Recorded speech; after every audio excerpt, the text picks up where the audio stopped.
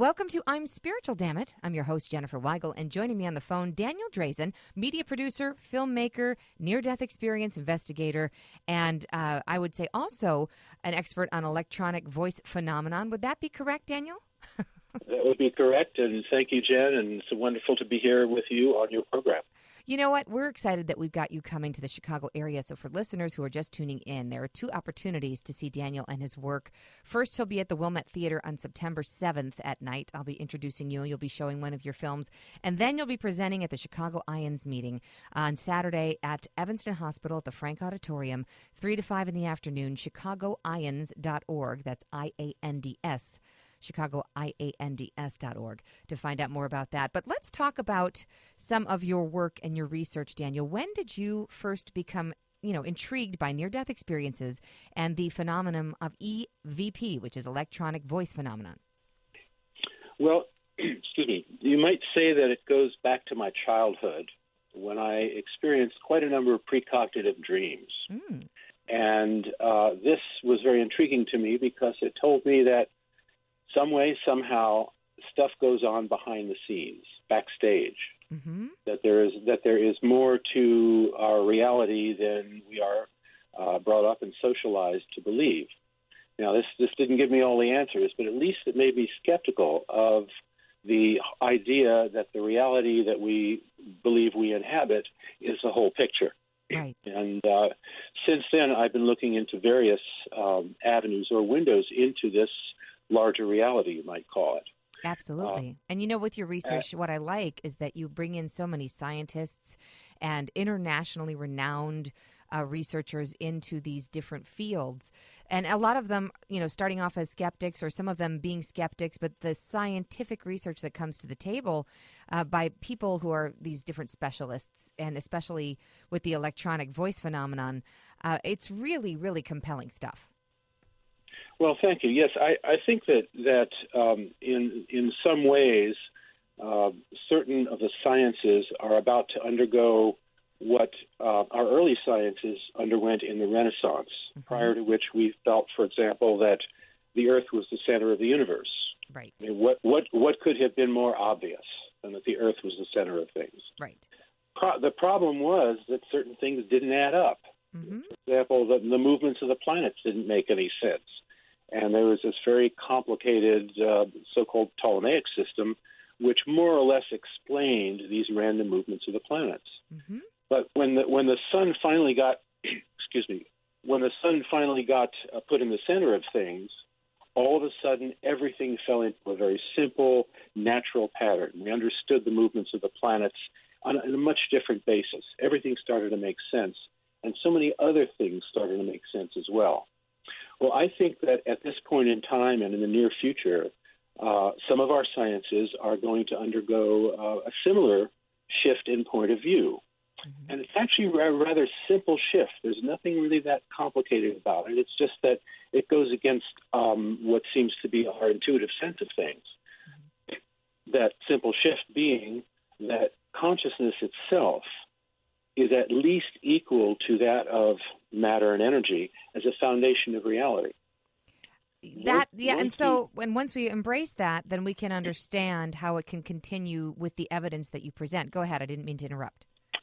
Right. No, and it validates and vindicates much of parapsychology as it's been practiced over recent decades.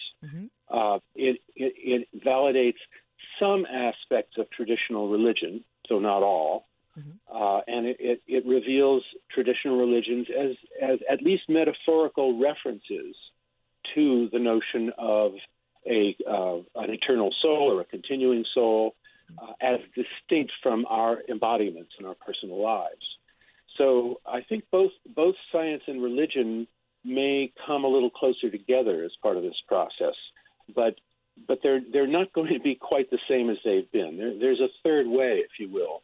And that is once consciousness is considered as a foundation, perhaps the foundation of reality, everything starts many things start falling into place, let's put it that way. And the things which are unthinkable to materialist science now may start becoming quite thinkable and quite appropriate to investigate on a level playing field. I want to talk about some of your investigations here for a second, please.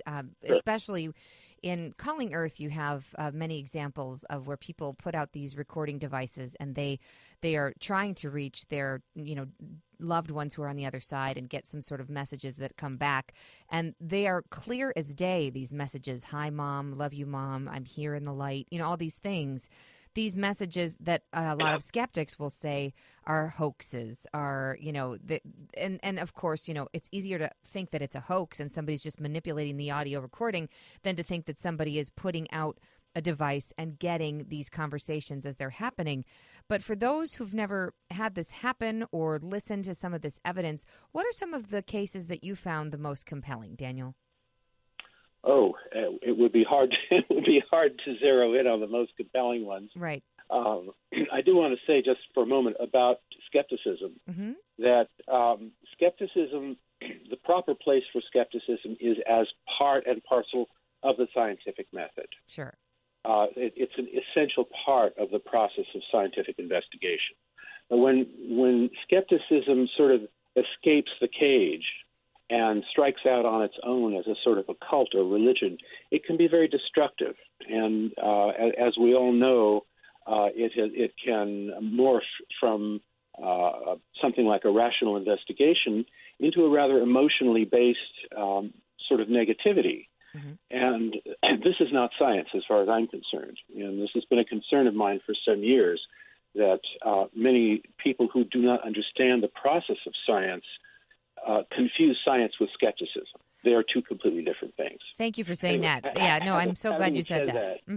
All right. Now, some of the examples of excellent EVP and of instrumental transcommunication, which is a larger subject, communication through instruments. Right. Some of the best examples that I can think of involve a European gentleman by the name of Konstantin Raudova, who was a psychologist and philosopher and professor. He passed away in 1974, and he has come through through various kinds of technologies, audio, video, photography, and so on, to many of his former colleagues. And he uniquely has been able to conduct conversations lasting several minutes, which is sort of a record in this field. We don't understand what either facilitates or impedes this process.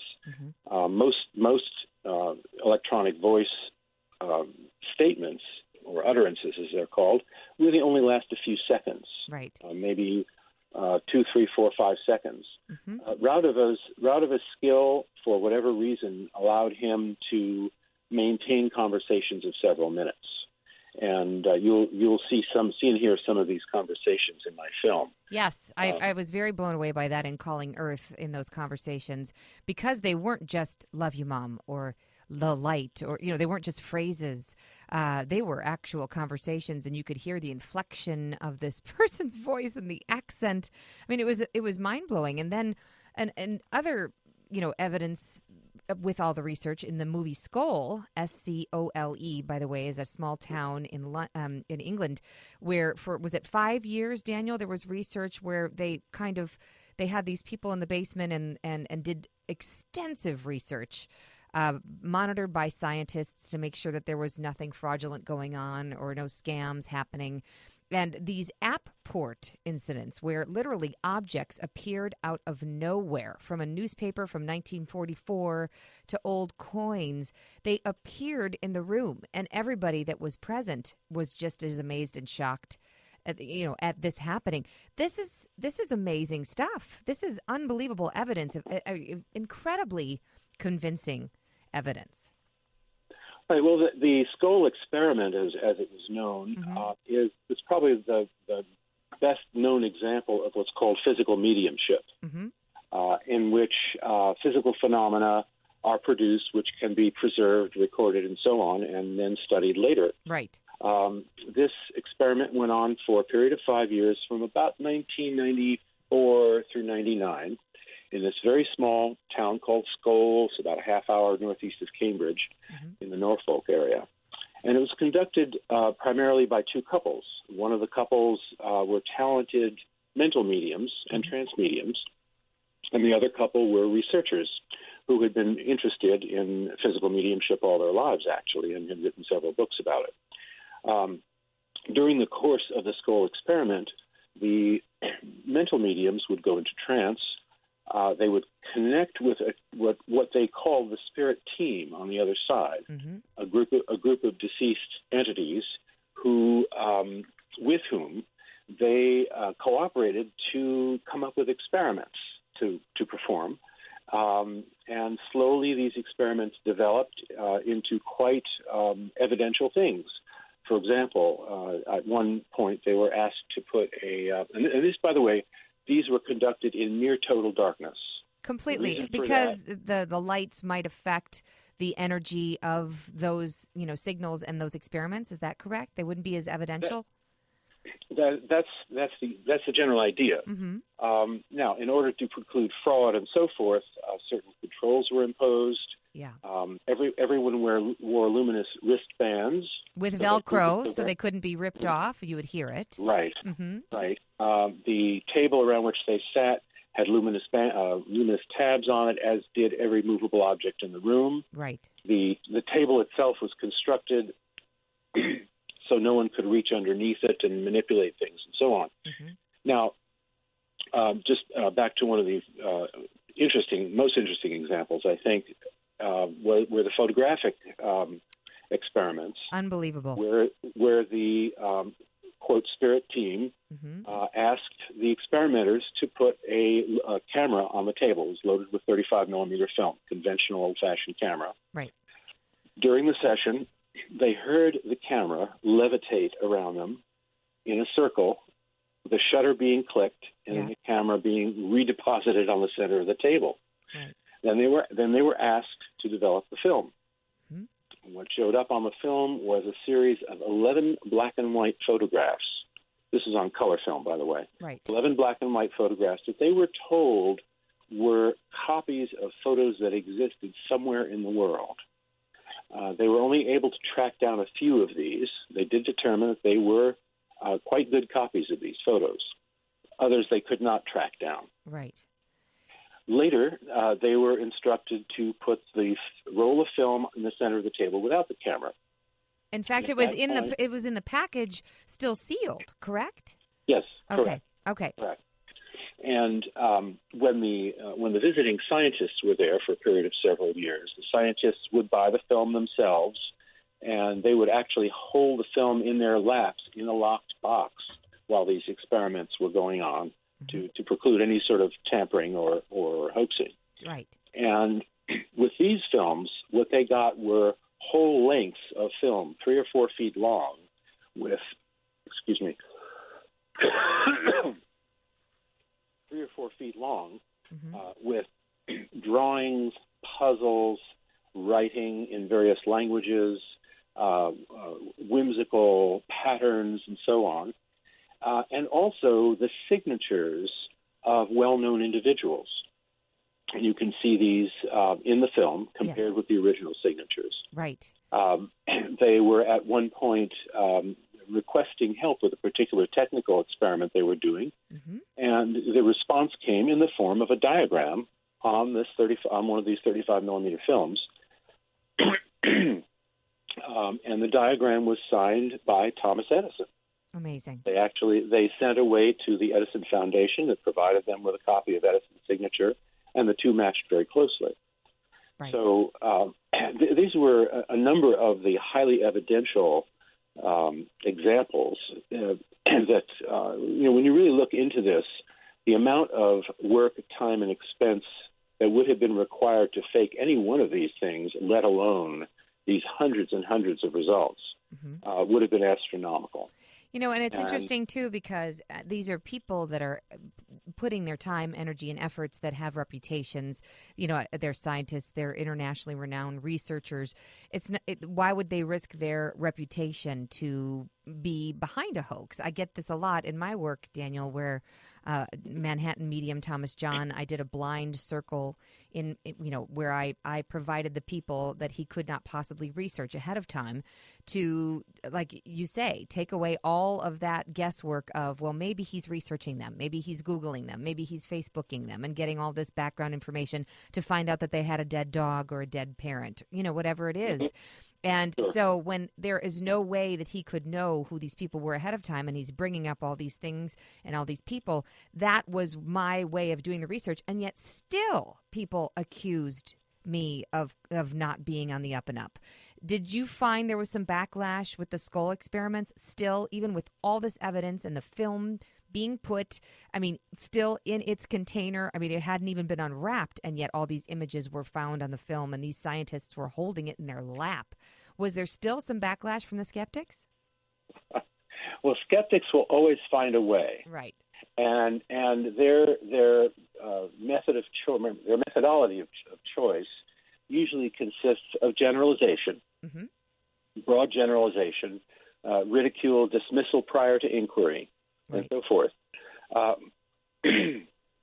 think the best retort to a skeptic is to say, okay, you duplicate this phenomenon under identical conditions, and then we'll talk about it. Right. And of course, they never do. Right. And so for those who are at home listening and they want to try to see if they can get some electronic voice phenomenon from their loved ones on the other side, a lot of the tips that they had from Calling Earth were back when we had tape recorders. So now that we're in the all digital zone, Daniel, what would you recommend for people in their efforts to try to see if they can get some little love messages from their loved ones? Because to me, a lot of this evidence that you bring forth is not only proof that the soul lives on and that the spirits can talk to us from the other side, but that they're concerned about us and they want to help us through the grief. And that when they first transition over, as some of these children show in your movie Calling Earth, that they are grieving too. They're missing their family, and they're in transition as they get used to their new surroundings. So how would you recommend people try to connect with their loved ones through EVP? Well, in the film itself, there's one sequence devoted to how to do EVP, if you'd like to.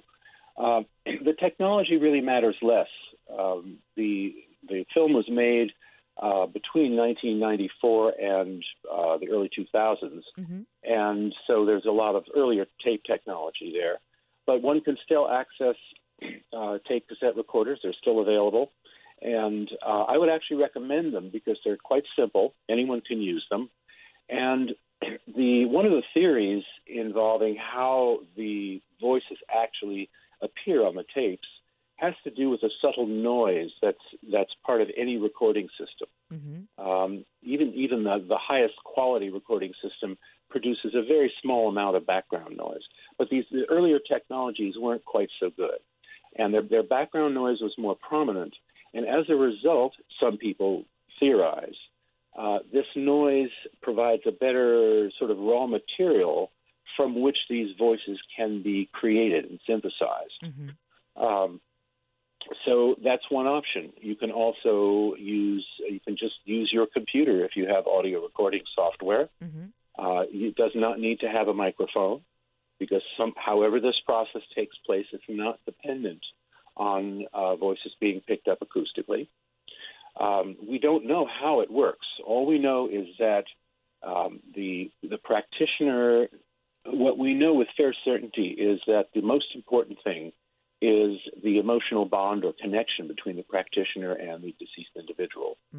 The technology matters less, actually. So you can have a wide range of choices there.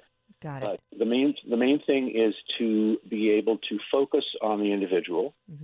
To one thing that seems to work is to keep the same time each day to try to make the contact, say in the evening in a quiet hour when there's not a lot of noise in the environment, and to do it at the same time every day. The other thing is to not be passive, to ask questions, right, and put your energy out as well. So however this process takes place, it requires intention. And again, if consciousness is the basis of all these things, then intention obviously is a very important part of it. Now, I want to ask about intention for a quick second. With all of the messages that came through, not just from Calling Earth, but in the Skull experiments, from some of these, great thinkers from years gone past, and even mediums from the past, what was some of the common themes? What were some of the through lines, if you will, of the messages that they wanted to impart to us? I know that some of it was that drugs are dangerous and that violence is, obviously they want us to not be violent toward each other. But what else were they trying to get us versus we are here, isn't that great? There had to have been some deeper meaning in some of those conversations. Right. The more extensive the conversation, the deeper the meanings were able to come through. Basically, it comes down to the same old thing, that the more conscious we are, the more conscious we endeavor to be, the more loving we are. Mm-hmm. The more we realize that we are not as separate as we believe ourselves to be while we're in these human bodies. In a sense, one of my favorite metaphors for this is that when we're in our bodies and believe ourselves to be our bodies, we're kind of like raisins in a bowl. We're these separate objects with skins and boundaries, but that beyond this physical world, we're sort of more like lumps in chocolate pudding. Mm. That we are made of the same substance as the environment and the same substance everyone else is made of, and that our boundaries are more permeable, and that we can feel more directly the results of our actions and our attitudes on other people. As you probably know, in most accounts of near-death experiences where people report having had a life review, the dominant, the most powerful part of that experience is the realization of what our actions felt like to others with whom we were engaged at the time. And that's a huge lesson. Yeah. The suggestion is, of course, that even whether we know it or not, and whether we experience it or not, when we're sort of encased and armored in these bodies, there is a field of interaction that continues to exist, and that when we are free of our bodies, we almost automatically experience the totality of every interaction, including the other person's experience.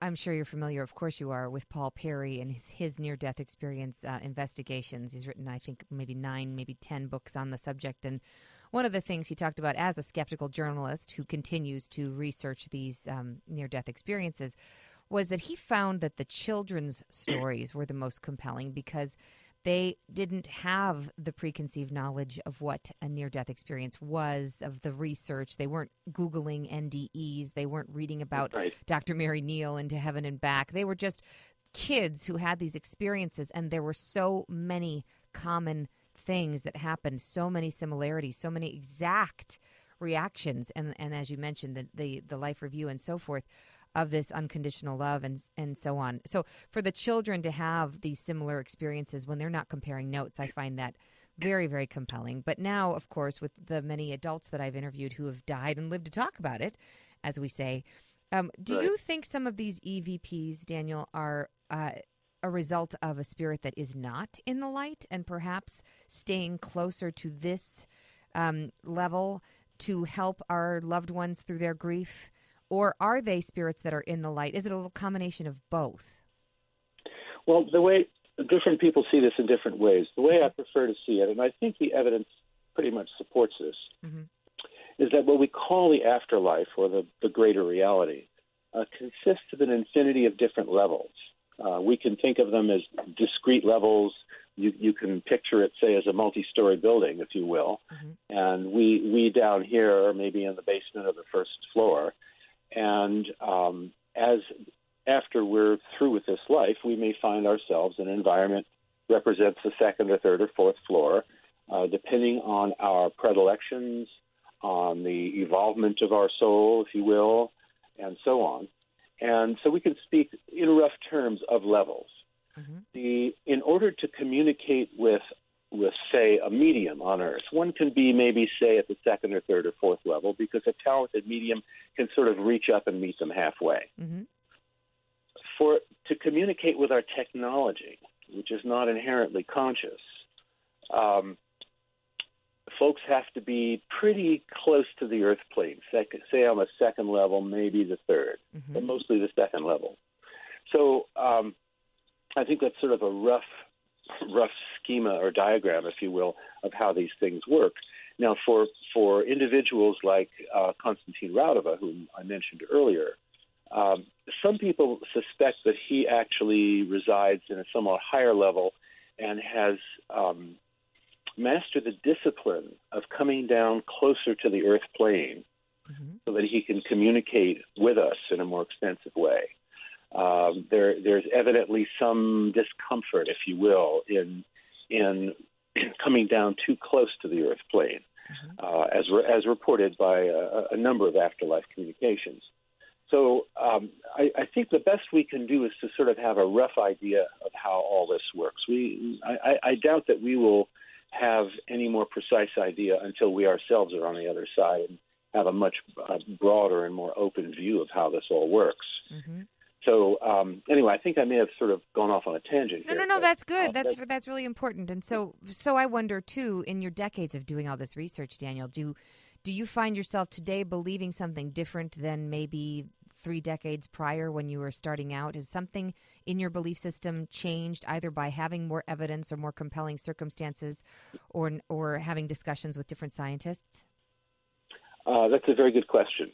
I have to say that when I first started out looking in this particular direction, I had already been quite interested in so-called paranormal phenomena. And in fact, when I was first introduced to instrumental transcommunication, electronic voice phenomenon, and so forth, I was kind of skeptical of it. I needed to dig into it for a while before I could accept it, and then I did. I found it quite compelling and quite convincing. My first, when I use the phrase "so-called paranormal," I think it's important to note that we put this social label of paranormal on certain categories of experiences and research. But that's not a scientific definition. It's a social definition. How do we know whether something is paranormal or normal if we can't talk about it? Right. We just don't know. How do we know that our next door neighbor doesn't talk to their dead uncle every Wednesdays? Right. We can't. The whole idea that we're dividing reality into normal and paranormal is I think, a very highly questionable practice. So, we're constrained to use conventional language, and when I use the term paranormal, I think you probably know what I'm talking about. Right. And I think we also have to be very careful of the semantics and conceptual frameworks here, because things are undergoing a great deal of change in this area. And there would be, I'm sure, a period of confusion while the language gets sorted out. I mean, we've got a little bit of scientific language here, a little bit of traditional religious language, traditional metaphysical language, and so on. Right. So this whole field is in flux. But I find it extremely exciting. I'm delighted to be around at this time with all this ferment happening. And I look forward to this research to continue, and also for more people to come out of the woodwork with their own experiences and to be more courageous and forthright about reporting what they have seen and experienced. And also, too, over 250 million people believe that Jesus came back from the dead and believe in Christianity when we didn't even have the ability to record the evidence the way that we do now with EVPs and ITCs, and just that was word of mouth and chiseling things onto, templates. And that's, right. Yet people are absolute in their belief that this happened. Well, now here we are with all of these experiments, the skull experiment, let alone for 5 years with scientists and specialized, all this equipment, all of this documented evidence, and people are still going, well, I'm not so sure. Eventually we're going to have to realize, just like we did when we figured out that the world wasn't flat, like you say, there's enough stuff on the plate for us to see that there's a different meal being presented. Right, and some of the skepticism and resistance, I think, is perfectly understandable. Yeah, people in the scientific and academic communities have to maintain their reputations. They got to put food on the table. and so on. You know, we all have our human circumstances that compel us to perhaps not always be at the leading edge of things. Mm-hmm. But so this process, the process of paradigm shift, takes a while. Yeah. And usually what happens is there's always resistance and skepticism and so on and so on. And then one morning everyone wakes up and they just sort of accept it. You know? All right. I hope we're still around when that happens, Daniel. Well, we may or may not be. The longer I mess around in these fields, Mm-hmm. The more I have to come to terms with the fact that our generation may not see the completion of this paradigm shift. It may be for the next generation to do. But at the very least, I think folks like ourselves are plowing the ground, taking a few risks here and there, and just pushing things forward a bit at a time, Right. and recognizing that these things do not happen overnight. Yes. But eventually they do. Absolutely. I have the website up right here, Daniel, on Thursday, September 7th at 7 p.m. at the Wilmette Theater. Dan will show his 85-minute documentary that you co-produced about the skull experiment. And so then also on Saturday, September 9th, the Chicago Ions at Evanston Hospital, you will be showing Calling Earth. So that probes into the phenomenon of ITC, as we talked about, instrumental transcommunication, and, of course, EVPs. So 2 opportunities to absorb Daniel's research, to have a stimulating conversation afterwards, to be able to ask you questions and just sort of expand your consciousness. I think it's a must-see. Both films are a must-see for all. And a couple of thoughts also, Daniel. How can people reach you if they have questions and maybe thoughts after you leave? You know, sometimes these things take time to absorb. So how can people reach you? I think the best way is to go to my website, Mm-hmm. which is newscience2020.com. That's one word, newscience2020.com. Mm-hmm. And people can poke around there and see where I'm coming from. And then there's they can just click on my name and messages will get to me. Fantastic. From there. Great. Daniel Drasin, so grateful for all that you do. Keep researching, keep asking questions, and let's hope that we can all witness this paradigm shift. And if not, you know, we'll come back through an EVP and say, I told you so. How does that sound? Thank you. Wonderful. Thank you so much, Jenniffer. I really look forward to continuing our conversation at the Wilmette Theater. I do as well. Thank you for all you do. Jenniffer Weigel at jenweigel.com. And, of course, newscience2020.com is where you can find Daniel, his research information. And hopefully we will see you listeners at the Wilmette Theater and at Evanston Hospital. Everybody out there, treat others the way you'd like to be treated. Stay spiritual, damn it. And we'll see you next time. See you next time. See you next time. See you next time. See you next time. See you next time. See you next time. See you next